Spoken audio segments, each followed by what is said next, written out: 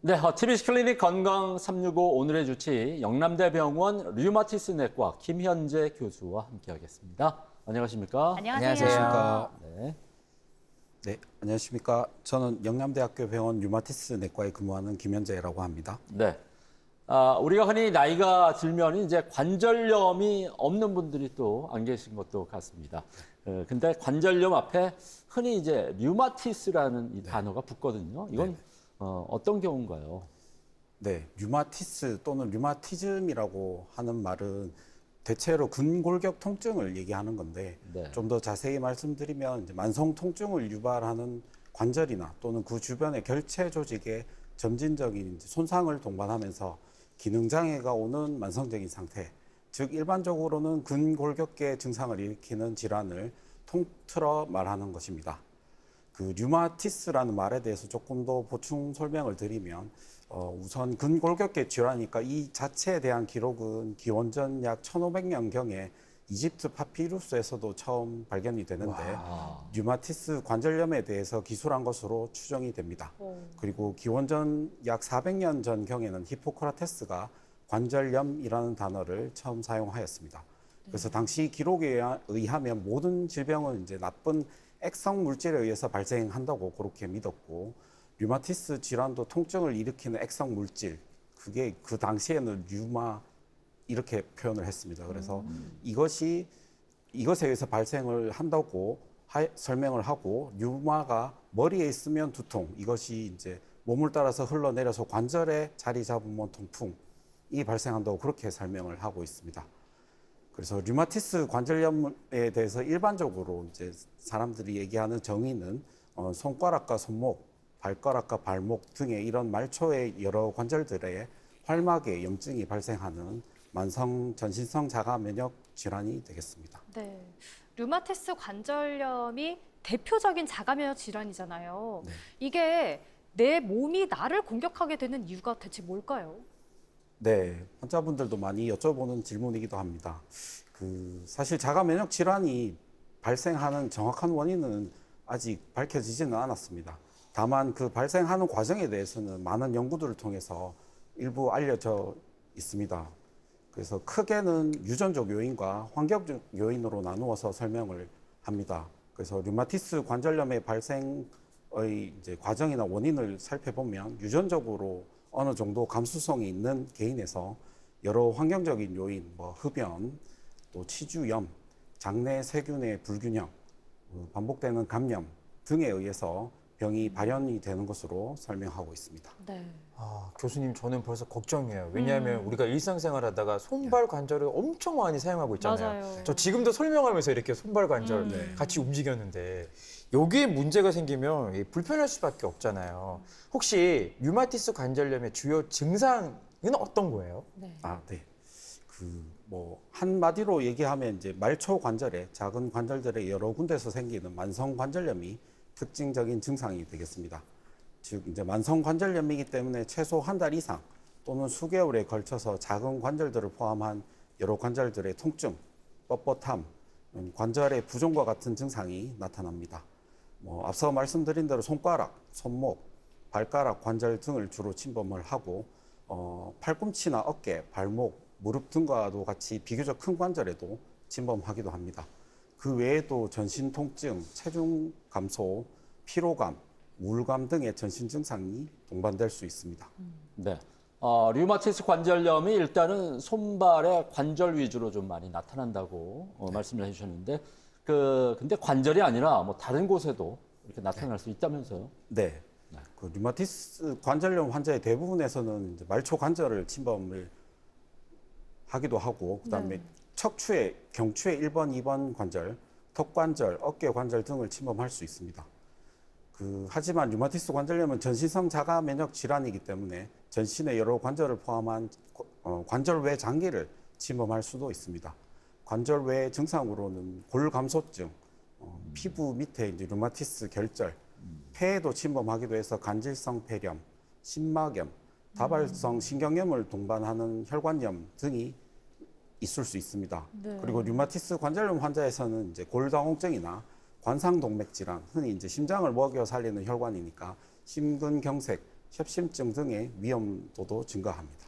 류마티스 관절염은 뭐 제가 느끼기에는 남성보다는 여성 그리고 고령자에게 좀 많이 나타나는 것 같은데 또 이게 갱년기와도 어떤 연관성이 있나요? 어떻습니까? 네, 류마티스 관절염의 이제 발생에 대해서 조금 말씀을 드리면 네. 보통 흔히 이제 전형적인 발생하는 사람들은 중년 여성으로 많이 얘기를 합니다. 그래서 40대에서 70대 사이에 많이 생기는 것은 맞고요. 남자보다 여자에서 한 3배 정도 더 잘 발생합니다. 그 전 세계적으로는 약 0.5에서 1% 정도의 유병률, 병이 발생을 하는 것으로 보고되고 있습니다. 여성에서는 45세까지 지속적으로 증가하고 그 이후에는 비슷하게 유지가 되고 남성에서는 젊은 나이에서는 적게 발생하다가 65세 이후가 되면 여성과 발생 비율이 비슷하게 됩니다. 국내 일부 연구에서는 발병 시의 평균 나이가 40대로 이렇게 봤을 때 그때 남녀비가 거의 한 7배 정도까지 차이 나는 것도 보이는 일부 연구도 있습니다. 그리고 실제로는 이제 젊은 여자나 중년 여성 그리고 남성 환자들도 생각보다 많이 있습니다. 네. 또 제가 듣기로는 류마티스 관절염 환자들이 제일 두려워하시는 게 바로 이 관절의 변형과 손상이라고 들었습니다. 아무래도 아까 손과 발에 자주 이게 생긴다고 했으니까요. 또 많이 활용하다 보니 더 그러실 것 같은데 우리 교수님 진료 보시면 좀 어떠신가요? 이제 관절 부종이 시작이 되고 통증이 이제 지속이 되고 그리고 이제 치료를 이제 받지 않고 있게 되면 몸 안에 이제 전신염증이 높은 상태로 병이 더욱더 진행이 됩니다. 네. 그렇게 해서 병이 진행이 되면 결국에는 연골과 관절을 이루는 뼈들이 이제 상하게 되고 그렇게 해서 관절 변형이나 손상이 진행이 되겠습니다. 저희한테 내원하는 환자 중에 이미 병이 많이 진행된 상태에서 진단하는 경우도 있는데 이미 변형된 관절은 그때 아무리 치료를 시작하더라도 다시 회복되지는 않습니다. 네.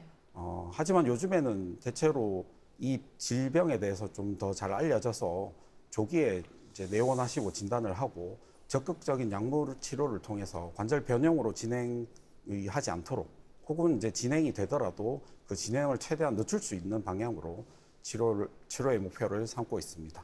그렇다면 교수님, 류마티스 관절염 의심 증상이 있을 때 병원에서는 어떻게 진단을 좀 하나요? 네. 그 혈액 검사도 하기도 하지만 환자의 관절 증상에 대한 자세한 병력 청취와 신체 검사를 하는 게 가장 중요합니다. 그 이후에 이제 혈액 검사와 영상 검사를 시행하게 되는데요. 혈액 검사는 흔히 잘 알려진 류마티스 인자와 그다음에 자가 항체, 류마티스 관절염의 자가 항체로 알려진 항CCP 항체, 항시트룰린 펩타이드 항체라고 알려져 있는 그 특이 항체를 같이 검사하면서 염증 수치를 확인하고 다른 혈액학적 이상 소견은 없는지 같이 확인합니다. 영상 검사는 가장 단순하게 할 수 있는 것은 X선 촬영을 하게 되고요. 이후 필요하면 초음파 검사 등을 추가로 시행합니다. 또 필요한 경우에는 핵의학 검사도 진행해서 전신뼈 스캔 검사를 시행하여 전체 관절 중에 어디가 또 침범이 되어 있는지를 확인합니다.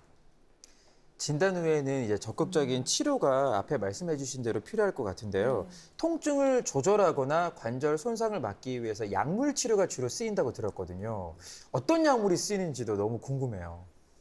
네, 그래서 뭐 류마티스 관절염의 치료약은 이때까지 이것을 조절하기 위해서 많은 약제들이 개발이 되었습니다. 그래서 질환 자체를 조절하는 질환 조절 항류마티스 약물이 우선 있겠고요. 급성기 통증을 조절하기 위해서 진통소염제를 사용합니다. 그리고 질환 조절 항류마티스 약제는 효과가 나타날 때까지 시간이 좀 필요하기 때문에 이 관절염 증상을 조절하기 위해서 스테로이드를 함께 투여합니다. 질환 조절 항류마티스 약제의 경우에는 먹는 약도 있고 주사제도 있습니다. 먹는 약제로는 기존부터 이제 사용해왔던 고식적 합성 류마티스 약제가 있고 표적 치료제라고 불리는 표적 합성 항류마티스 약제도 있습니다. 그리고 혈관 및 피하 주사제로 생물학적 항류마티스 약제도 개발되어 있습니다. 네, 방금 전에 스테로이드 말씀을 해주셨는데 이게 이제 증상이 빨리 호전된다는 그런 또 이미지도 있는 반면에 부작용도 같이 떠오르거든요. 그래서 류마티스 관절염에서 스테로이드 약물은 구체적으로 어떻게 쓰이고 있는지 또 부작용은 없는지도 궁금합니다. 네. 흔히 관절염 약 먹으면 독하다라고 하는 대명사 중에 하나가 아마 스테로이드와 소염 진통제라고 생각합니다. 네. 예, 스테로이드는 앞서 관절염을 조기에 조절하는 목적으로 사용은 됩니다. 1950년대에 노벨상을 받기까지 한 이 약을 개발하신 분이 처음 나왔을 때는 이제 우리가 류마티스 관절염을 정복했다라고 할 만큼 아. 치료 효과는 초반에 굉장히 극적이긴 합니다. 네. 하지만 이제 오랫동안 약을 이제 장기 처방을 해보니 그에 못지않게 부작용이 이제 발생을 하였습니다. 그래서 혈압이 올라가게 되고 혈당도 올라가게 되고 그다음에 흔히 이제 얼굴이 둥글게 변한다고 하죠. 보름달형 얼굴과 그다음에 이제 혈액 검사 등을 통해서 추후에 이제 확인된 걸로는 이제 콜레스테롤 이상 혈증이죠. 고지혈증, 네. 골다공증 그리고 이제 뼈에도 이제 이상이 생겨서 무혈관성 골괴사 등 이런 부작용들이 발생할 수 있습니다. 그래서 스테로이드는 질환 조절 항류마티스 약제가 효과 나타내기까지 약 한 2달 정도의 시간이 필요하므로 이때까지 질환 및 증상 조절을 위해서 스테로이드 약물을 처방합니다. 네. 네.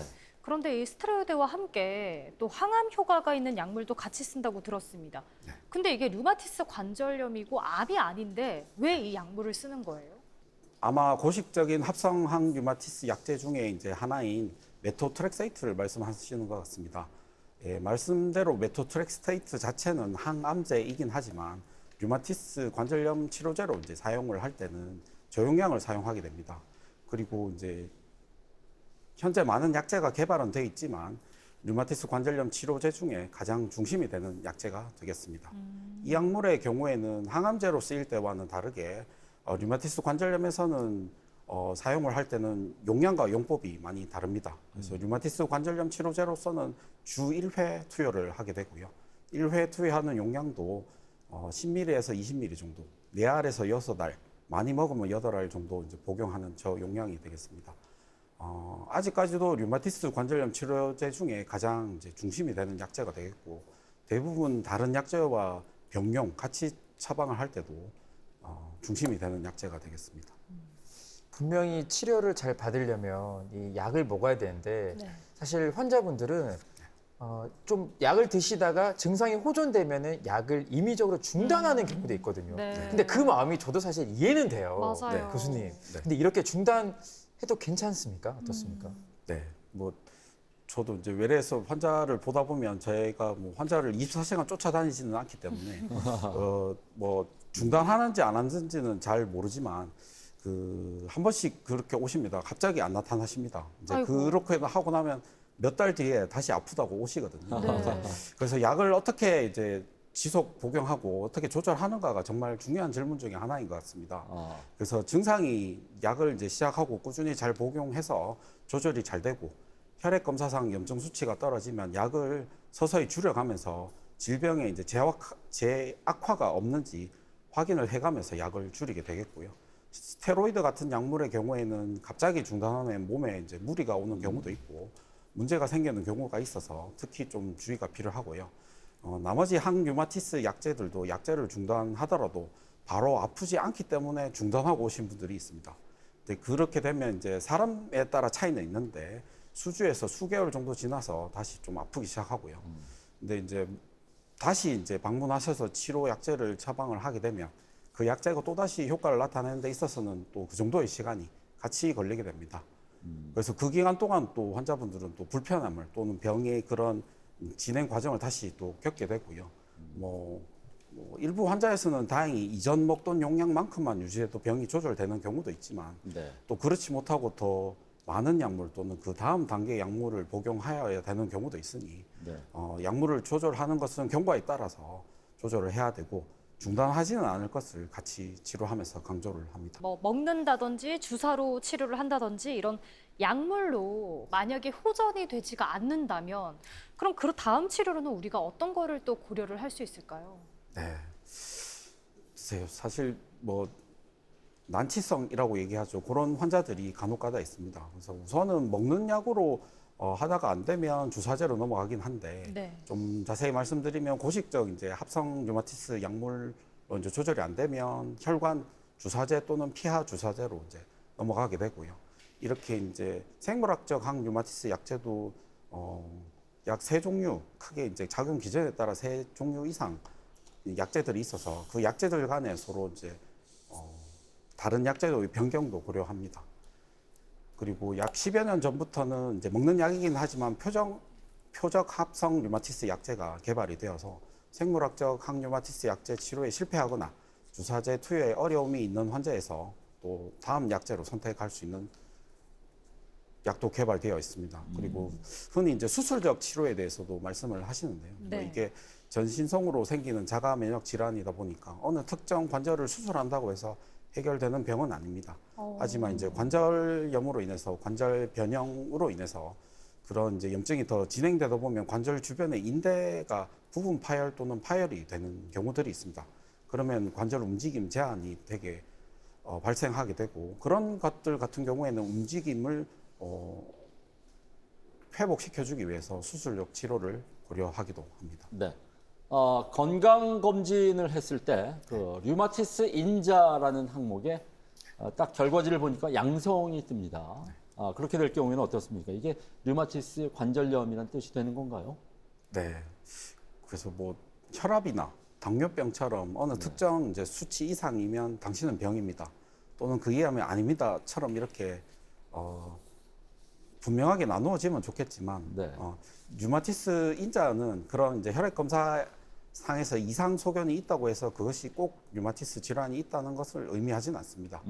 류마티스 질환의 진단에 도움이 되기는 하지만 여러 종류가 있고 류마티스 관절염 같은 경우에는 류마티스 인자나 항 CCP 항체 검사도 하지만 이 둘 중에 뭐 하나 또는 양측이 두 개의 값이 모두 다 양성 또는 의미 있게 증가되어 있다 하더라도 관절 증상, 관절이 이제 붓고 관절염으로 인해서 움직임 제한이 생기고 이런 증상이 발생이 되지 않았다고 하면 병으로 진행된 것은 아닌 것입니다.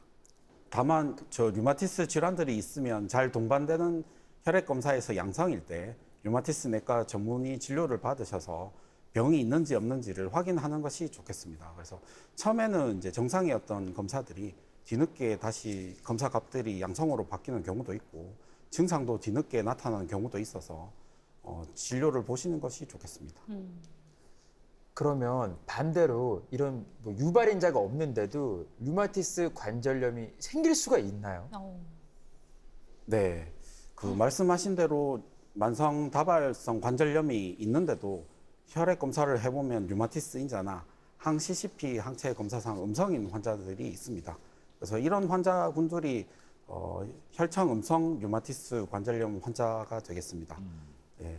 즉 앞서 이제 류마티스 인자 양성일 때 나는 류마티스 관절염이 있는 거냐는 질문과 연관이 되는데 그래서 그 검사 결과가 양성이냐 음성이냐보다는 내가 지금 증상이 있어서 질환에 해당되는 실제로 병이 있느냐가 그래서 더 중요하게 되겠습니다. 혈청 음성 류마티스 관절염 환자 같은 경우에는 통계에 따라서 조금의 차이는 있으나 전체 류마티스 관절염 환자의 약 한 10에서 20% 정도가 되는 것으로 파악하고 있습니다. 사실 우리가 어떤 질병이든 치료를 하다 보면 궁금한 게 완치, 또 재발에 대한 궁금증이거든요. 근데 이 루마티스 관절염 완치라고 검색을 하면 관해라는 단어가 나옵니다. 이게 정확하게 어떤 의미인지 궁금합니다. 완치가 어렵다는 뜻인가요? 네. 우선 완치와 관해라는 것의 이제 차이점에 대해서 먼저 설명드리겠습니다. 완치는 말 그대로 병이 없어지는 거죠. 그래서 치료의 종결을 의미합니다. 그래서 더 이상 그 병으로 인해서 내가 어떤 추가적인 치료나 증상이 없는 상태죠. 네. 근데 자가 면역 반응에 의해서 이제 나타나는 류마티스 질환인 같은 경우에는 저의 몸이 존재하기 때문에 그 병이 이제 아예 없어질 수는 없고요. 그 병으로 인해서 나의 이제 관절을 포함한 여러 장기들이 더 이상 손상을 받지 않는 게 중요하게 되겠습니다. 그래서 현실적인 이제 류마티스 관절염에 있어서의 치료 목표는 관해가 되겠습니다. 그래서 관해라는 것은 환자의 병은 있으나 이제 그 병으로 인해서 나의 이제 관절 증상 그와 관련된 징후들이 일시적 또는 이제 좀 더 상당한 시간 동안 없는 상태를 뜻합니다. 그래서 이게 뭐 자연적으로 생기기도 하지만 대부분은 약물 치료에서 유도가 되겠습니다. 그래서 관해 상태에 이제 조달을 하였다 하더라도 그 상태가 유지되지 않고 또 다시 악화되기도 합니다. 네. 아무래도 이제 류마티스 관절염이 진행성 질환이기 때문에 좀 빨리 이렇게 치료를 시작하는 게 좋지 않을까 싶은데 치료의 골든 타임은 뭐 어느 때라고 좀 보십니까? 네. 이제 류마티스 관절염을 빨리 치료해야 된다는 게 어느 정도 조금씩 알려지기 시작하면서 조기 치료에 대한 관심이 많이 있습니다. 그래서 우선 그렇지만 류마티스 관절염 자체는 다발성 염증성 관절 질환으로 기본 발생하는데 이제 걸리는 시간은 있고요. 자연 경과상 이제 발병을 하고 2년 이내에는 관절 내에 이제 연골과 뼈에 비가역적인 이제 손상이 발생한다고 알려져 있습니다. 그래서 이렇게 비가역적 손상이 발생하기 전에 치료를 시작하는 것이 좋겠고요. 그래서 이제 되도록이면 증상이 발생하고 1년 이내, 늦어도 한 1년 6개월 이내 치료를 시작을 해서 질환이 이제 조절되도록 치료받는 것이 제일 이상적이라 하겠습니다. 병원에서 치료를 잘 받는 것도 중요하지만 또 환자들이 워낙 또 잘 붓다 보니까 마사지도 고려하실 것 같거든요. 교수님 시중에 이제 검색하면 마사지 기기 좋은 것도 엄청 많거든요. 네. 그런 좀 기기들 사용해도 괜찮을까요? 네, 그래서 뭐 관절 부종을 조절하기 위해서 마사지 기기를 사용하지는 않으실 거고요. 아마 관절 주변의 연부 조직이나 뭐 그런 부분들을 마사지 기기를 아마 하실 겁니다. 근데 이제 관절염 자체를 조절해 주는 의미는 없고요. 근데 이제 그런 이제 일반적인 연부 조직의 붓기를 위해서 사용하시는 건 뭐 관계는 없는데 다만 이제 관절염이 있는 부위를 이제 포함해서 마사지 기기를 사용하실 때는 관절 부위가 이제 너무 많이 압박되지 않도록 그렇게 주의하시는 것이 필요하겠습니다. 네, 네. 알겠습니다. 그리고 또 생활 관리에서 우리가 운동을 빼놓을 수가 없잖아요. 그런데 또 관절이 엄청 아픈 급성기에는 운동을 하기보다는 오히려 좀 자제를 하는 게 도움이 되겠죠. 네, 맞습니다. 그 관절염이 조절되지 않고 초기에는 운동 범위 내에 이제 운동과 등장석 수축 운동을 하는 것이 좋고 관절염이 조절되면 이제 근력을 강화하는 적극적인 운동을 하는 것이 좋습니다.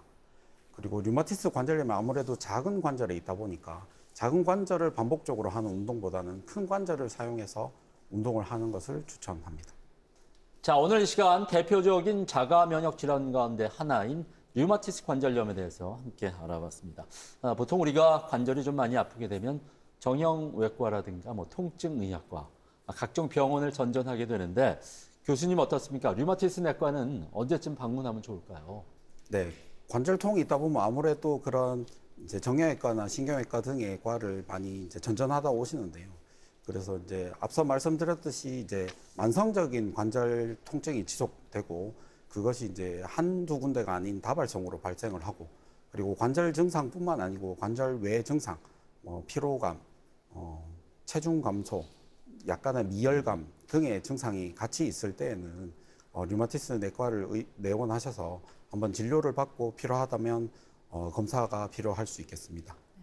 아무래도 류마티스 관절염을 앓는 분들은 면역 체계가 일반인보다 약하기 때문에 뭐 폐렴이라든지 결핵, 각종 이 감염에 취약할 수밖에 없잖아요. 그래서 평상시에 뭐 손 씻기라든지 위생 관리에 철저히 신경을 쓰셔야겠습니다. 맞습니다. 매주 이렇게 녹화를 하면서 다양한 질환을 알아가게 되다 보니까요. 내 몸의 작은 신호도 정말 소홀히 해서는 안 되겠다 이런 생각을 합니다. 네. 이 초기 발견과 또 꾸준한 관리가 건강한 미래를 만든다는 점 명심하셨으면 좋겠습니다. 네, 그렇습니다. 자, 이렇게 오늘 도움 말씀 주신 영남대병원 류마티스 내과 김현재 교수님 좋은 말씀 감사드립니다.